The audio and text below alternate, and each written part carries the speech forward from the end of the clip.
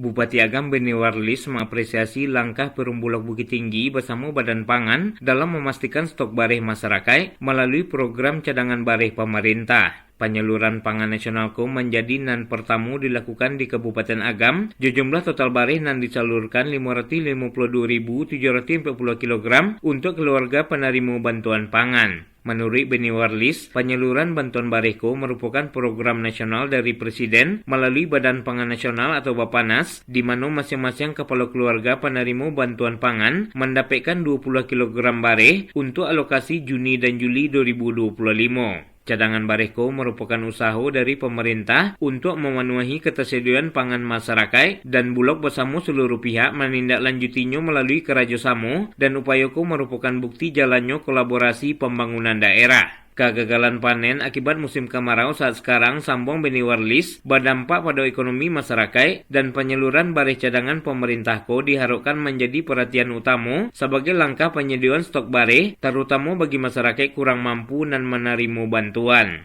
Ada kegagalan panen, masyarakat miskin kita juga ada. Nah, jadi ini sudah dua lapis. Kita yang tanamnya dalam 2 bulan terakhir ini akan gagal juga ini. Jadi kondisinya akan lanjut terus.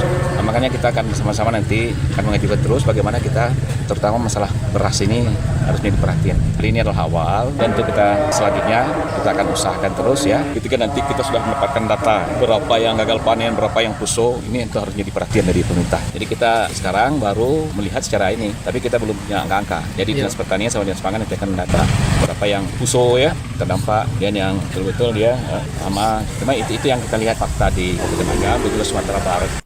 Beni Warlis mengimbau petani untuk tetap berusaha memaksimalkan hasil panen meski dalam keadaan cuaca kemarau serupa kini Bupati Agam berharap semoga bantuan cadangan bareh pemerintah bermanfaat bagi masyarakat. Maka dari itu kepada penerima bantuan diminta dapat menggunakannya untuk kebutuhan dan indak menjual balik bareh tersebut. Yudi Prama Agustino melaporkan.